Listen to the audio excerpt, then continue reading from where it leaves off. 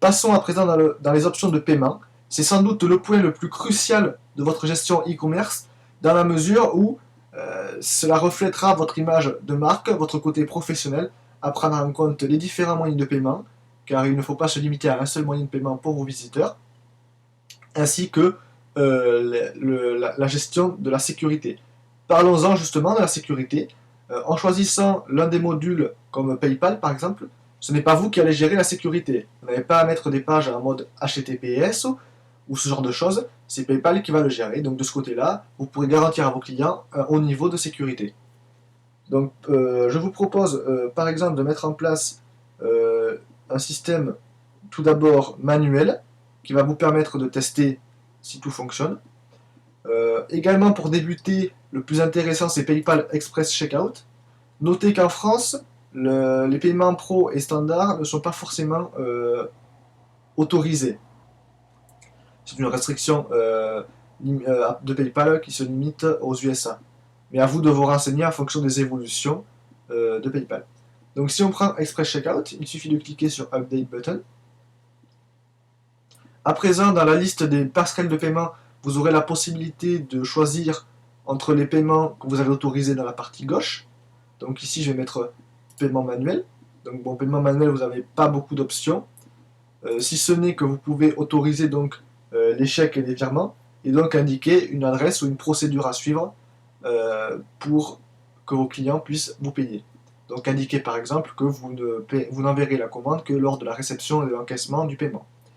Le plus intéressant, c'est PayPal Express Checkout.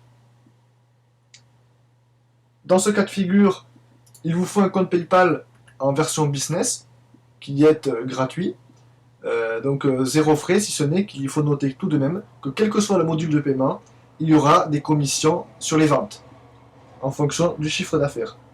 Donc à vous de calculer par rapport à d'autres solutions e-commerce que vous pourrez éventuellement vous proposer votre banque. Mais celle-ci, c'est quand même la solution la plus viable et la plus personnalisable et la mieux intégrée à WordPress. Donc par exemple, vous allez devoir fournir votre API, username, password et signature que vous trouverez auprès de votre compte PayPal. Vous pouvez mettre, la chose la plus intéressante ici, c'est de pouvoir tester votre solution de paiement et donc de faire des paiements factices en sandbox.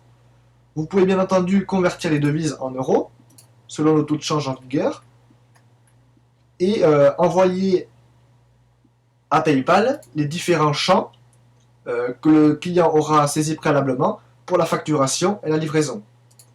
Donc beaucoup de flexibilité via ces options. Bien entendu, à vous de tester que tout fonctionne parfaitement bien, ou même en faisant des paiements de production, donc en grandeur nature, sur des paiements de 1 ou 2 euros. Idem pour les autres moyens de paiement. Donc c'est vraiment la partie cruciale à tester pour votre image professionnelle. On ne le répétera jamais assez. Un avant-dernier onglet Import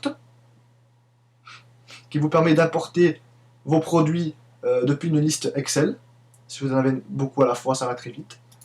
Et le module Checkout, qui est donc la facturation. C'est ici que vous allez pouvoir régler les différents champs que le visiteur devra remplir, s'ils sont obligatoires ou non, et l'ordre dans lequel ils s'afficheront. En option intéressante, vous pouvez indiquer si le client doit être préenregistré sur le site avant de commander. Dans ce cas, il y aura des comptes clients. Donc ça peut être intéressant dans certains cas.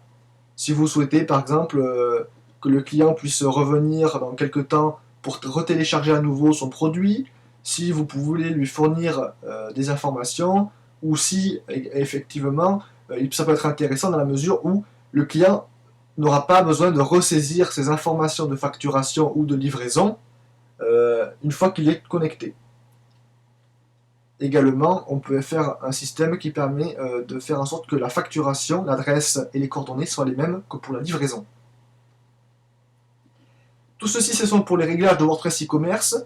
Comme vous pouvez le constater, donc je récapitule un bug au niveau de la traduction, mais vous pouvez tout mettre en anglais, c'est très simple à comprendre, étant donné que c'est assez intuitif.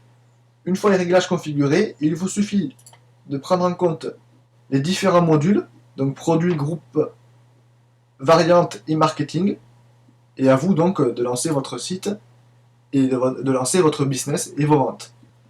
Un rapide tour d'horizon pour les produits, donc tout ce qu'il y a de plus classique, un nom de produit, un prix spécial, une description courte et longue. Vous pouvez ajouter des tags, des images, des marques, limiter les stocks, également mettre en compte le prix pour l'expédition en fonction du poids, le prix du transport local ou international, éventuellement ne pas mettre de transport, ainsi que vous pouvez mettre des variantes. L'exemple évoqué ici, ce sont les tailles de t-shirt, en S, M ou L.